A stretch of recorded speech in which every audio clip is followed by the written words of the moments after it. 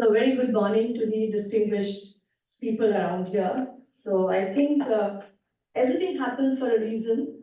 I think coming here to this wonderful institution and also coming when the dynamic dean says she's retiring is also a very important moment for me.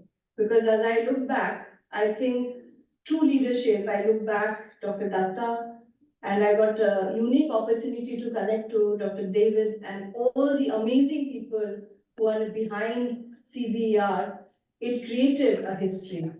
There's so much learning that has taken place. I heard one interesting word which Dr. Datta mentioned was that of collaboration. I think not only were papers published, but this kind of conferences have seen people meeting from different countries all together. And I was recently also looking at one of the books that was published on Handbook on Entrepreneurship. And I think that was a time around COVID and we were struggling, and one of the chapters that I could contribute in the book. So this is how the story goes on. So gone are those days where it is on real time, at real, I would say, working from everywhere, anywhere and everywhere. That is the reality today.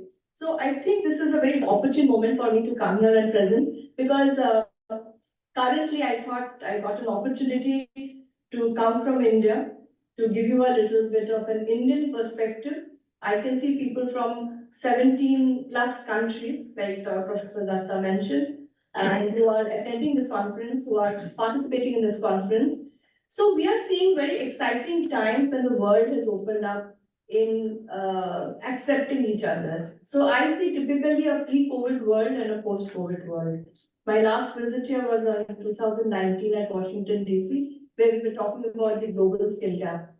We didn't know then. We were talking about how to collaborate, how to use technology. Here we are in 2024 that we can't do anything without technology. But at the same time, you know what technology is doing today. So where I think what Dr. David mentioned about the cybercrime, I want to commit here that we definitely like to partner with you, Dr. David, on that initiative of yours. So coming to the topic, let me start by saying that we are looking at a very changed world and also the experience in higher education.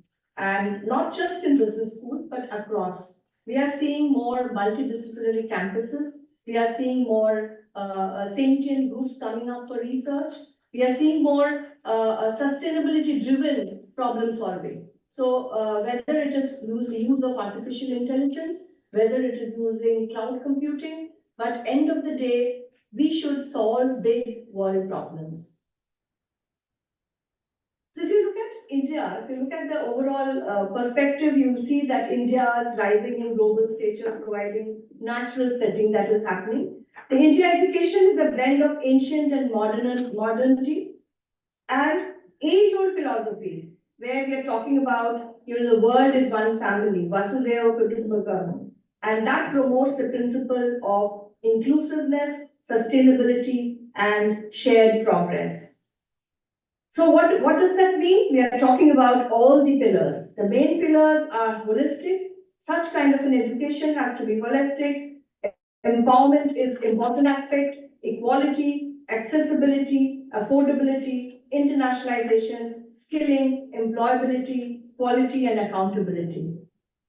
So the glorious past, I thought of taking all of you through the history pages of the history. If you look at the large ancient universities of the global fame, University of Ancient Taxila, which is now also known as Takshila, in the 6th century BC, it earned its reputation as a major global center for high learning in religious and secular topics.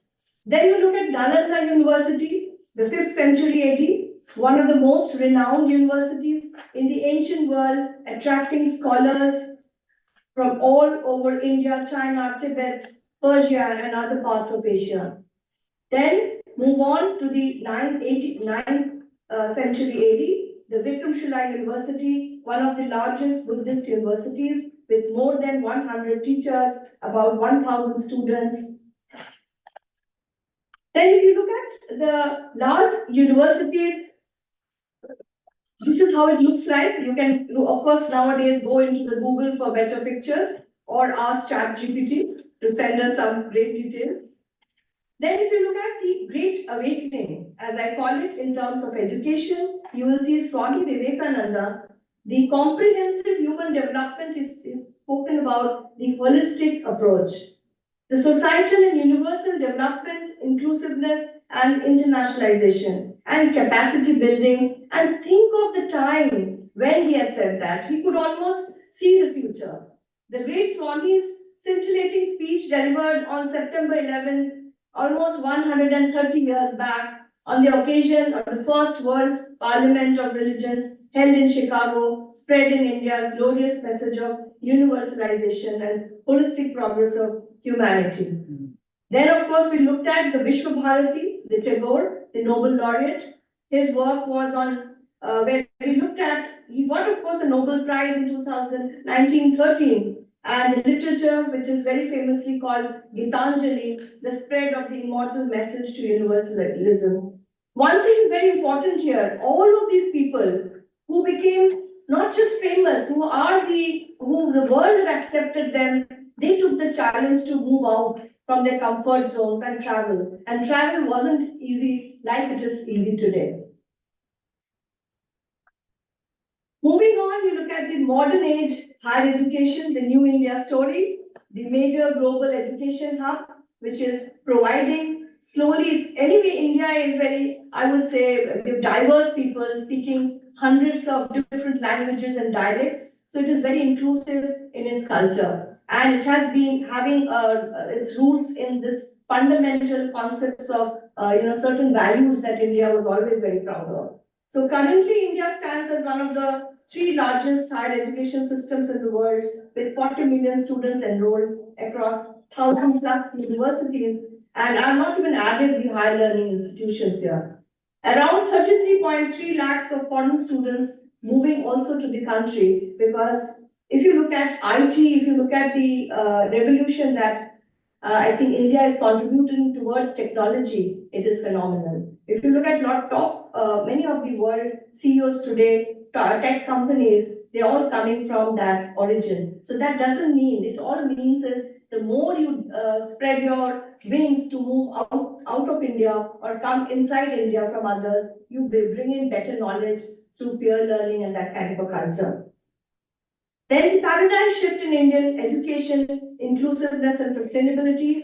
We are looking at so many large number of programs India is already offering, affordable quality education and culturally immersive experiences. I think here the SDG goal is not only talking about, we are not even talking about SDG 4. If you even look at poverty, unless we bring education to the masses, we are not going to create an impact. So I think that is one very important area. And increasing number of fellowships, inbound and outbound students. So a large number of Indian students are going to the top institutions in the world. So creating that kind of a culture, providing those avenues, and this is a big contribution, like I would say, it's taking a good part in diplomacy by creating better friendly neighborhood, having better countries to come together and provide education.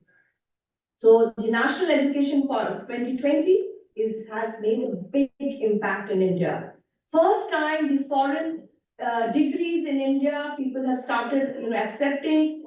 As a Vice Chancellor of a university, currently I'm serving as IILM University. I previously served as Vice Chancellor and other dean positions in other universities. I have seen that earlier there were a lot of policy restrictions. The government policies were very stringent wherever there were foreign degrees or I would say how people accept those degrees or having joint degrees, but now the door has opened up. So I think I see that as a big change. It is going to really contribute to the economies and of this interconnected world. If you look at now having the highlighted pedagogy where we talked about cross-disciplinary, interdisciplinary thinking, research development, flexibility and adaptability, innovation, and the internationalization, one of the very important areas that we are now, of course, most big universities had an international students affairs, but it did very minimal things on mostly on cultural immersion. But today it's going to be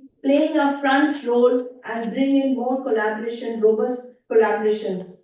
And looking at all of this, I have also shared a handout to you for you to have a glimpse to it. You will see that many of these changes that you will see will help all the big companies and also provide development opportunities for startups, entrepreneurships. So a lot of unicorns are coming up, and that's what the world needs today, where you're able to provide a solution to the real problems.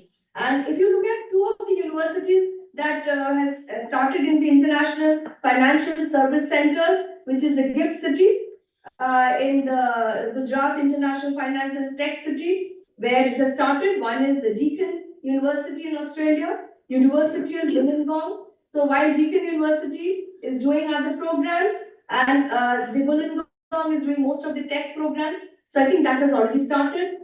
Then we also look at very interesting thing, which is the India and BRIC network universities, inclusive and shared progress. So we are looking at having a partnership with the BRIC networking universities and having contribute towards actually accomplishing the SDG 4.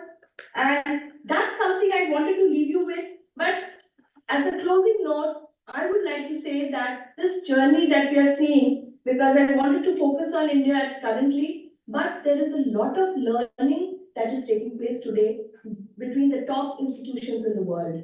If you look at the QS ranking that you're changing, we are able to see that from becoming a specialized area, now a business school is having different types of programs. Business schools are opening up now. A program which is becoming very popular in India is the management with technology, which means that you are not able to do anything without technology today. But it also means that how do you see that you do good management with technology? So while I often say that I was the other day, I was looking at how airlines are saving a lot of food wastage by use of AI. So I was reposting it on LinkedIn, and I mentioned, can AI in future, at least that is my dream, to see a better world. So can AI in future bring world peace? Can AI bring down the wars? Can AI create a better connected and a happy world around us? Thank you very much.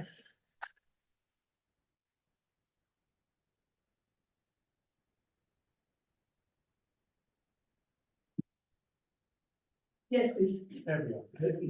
Thank you again for your presentation, Dr. Banerjee. It was well received. Question, I was really amazed of the data that you showed with 40 million students across India. Could you tell me two questions? One, does that encompass professional school like law school, medical school, and dental school as well? And also, how is it funded? Is it all by the government, or is it still funded by the state, or you have both a mixture of public or private partnership? So that's a lot of folks, $40 million. So I'm interested in the economics of the funding source. I think it's a wonderful question. Yes, I think it's a mixed bag. If you look at in India, the K-12 schools, there is a mix of both private and central run by the government schools. The government schools are mostly free or very low fees, which is taken almost everywhere. So especially where people are posted out, like whether the services, government officials, suppose there is a cement company or any tech companies there, each of the corporate sector have to build their own schools. So that's one of the mandate that they have to do. So what happens is any large industry set up their own schools as well. So I mean that is one area. Beyond the higher education, of course, I must tell you that higher education is expensive when you look at management, when you look at medicine, when you look at possibly in some place that national law universities. In fact, at IILM also we are offering law programs. So that are expensive. And when you want to send students abroad for better experience and exposure, that is expensive for the students. So we look at collateral partnerships where we can reduce the cost of the students. Similarly, there are some scholarships which are available for people coming from the marginalized class, girl child. So I think girl child education is very important. We talk about the Pradhan Mantri, Dr. Narendra Modi spoke about it, and I also often talk about it because we say, education for all, sabka saath, sabka vikas, that you bring people along with you. So I think this was really practiced well, but it's a long way to go. If you look at the literacy level, I mean, it's really going up because with the mobile technology which is being used, I think the government is tied up with the local authorities. So every small village is very well now connected through internet. So I think broadly, yes, but it's a long way to go. And I think one of the challenges that I still faces, because it's a very large populous country, perhaps that is taking over China as the population, and we are the youngest in the world, which means while we have skilled manpower, but how do you see that, what kind of careers they're going to have? So we say create your own job. So a lot of startup culture is taking place there. And I was amazed how not just product, but process, even social entrepreneurship came up. On that context, I remember starting up a foundation called Triumph Foundation, which is working on the mental health issues. We are seeing a lot of need where people are now collaborating together from different areas and providing that. So if you're good at something, another institution is good at something, people are coming together to contribute. So a lot of institutions now, instead of competition, have started collaboration. So that is also another way forward for providing better education. A really good question. Right at the very end there, you sort of answered my question with regard to professional exchange programs. That in some cases in the UK, what we do is to export that particular hub of knowledge to a particular area across the world for a period of time. So then to organically grow the subject of learning, and then we sort of come out of it and then revisit after a period of time, just perhaps for a top up, so to speak. Yeah, thank you so much. Thank you. Thank you very much. Well done, Anne. I think we've got time for one more. Okay. Yes, first of all, good morning, and as a member of the faculty here at Medgar Evers College, I also want to extend our thanks and welcome to you today. Being a resident and citizen of the United States, we are unfortunately in a very excellent position to understand disparity. Based upon race, based upon economy, and based upon education. A number of the things that you spoke to today. Of course, one of the differences between the United States and India is that India, as you just mentioned, and my understanding is that India now has a larger population than China. It's the most populous country in the world. So whatever the issues are just magnified on a great scale. Having said all of that, and my colleague, Professor Mayers, was addressing that as well, I just wanted to perhaps do a deeper dive with respect to how institutions of higher learning can be more involved in terms of effecting change. It's one thing to provide access for education for those who can get there. But what is it that on their own in terms of initiatives, we've all heard the expression ivory tower, rather than speaking to each other with respect to all the great things that we've thought about and want to see happen. How can these institutions actually be agents of change? Because we tried here. Frankly, we have not succeeded yet, but we're still trying. And the question, I guess, is how, with your institution and sister institutions in India, how are you trying? It's a wonderful question, but the problem is also, I deeply understand, because India also has faced a lot of challenges for caste, creed, color.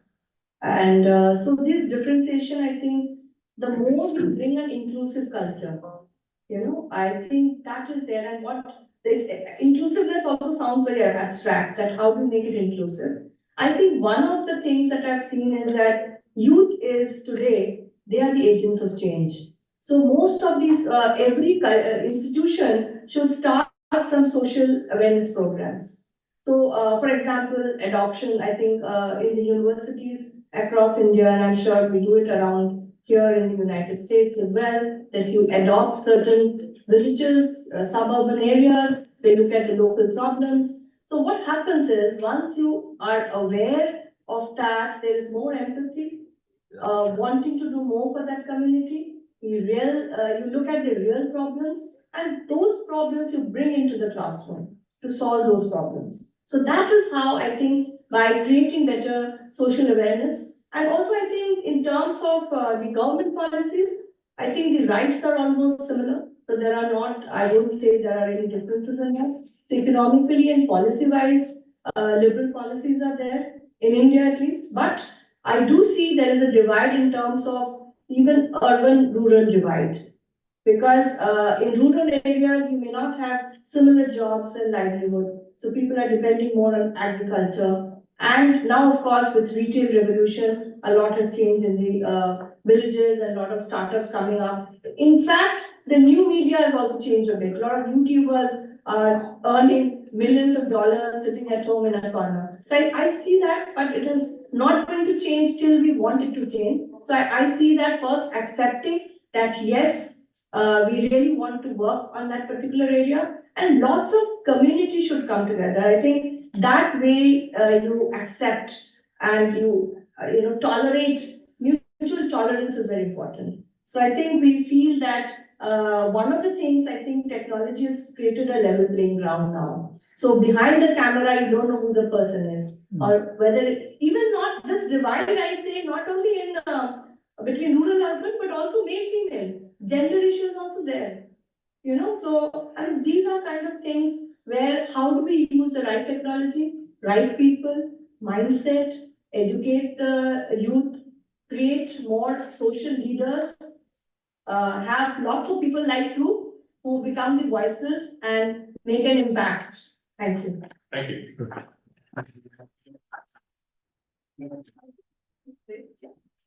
May I ask a small Very question? quickly, please. Yeah, I'm Dr. Shakila Rajpati from India, eastern part of India. I'm a professor of economics. Wonderful, your insightful speech was a great experience that you shared. So I have a small question regarding the national education policy that you have just mentioned. What are your expectations and your understanding of the different regional diversities that you were mentioning? Like, for example, in the eastern part of India, there is a concentration of skilled manpower, whereas in the western part, industry concentration is there, southern some pockets, industry concentration. So what are the possibilities of attracting this kind of collaborations through NEP 2020 in different parts of the Indian regions, given that there is a huge diversity? Beautiful, yeah, great thought. So, it's something like a beautiful white elephant. You look at it from different sides, it looks different.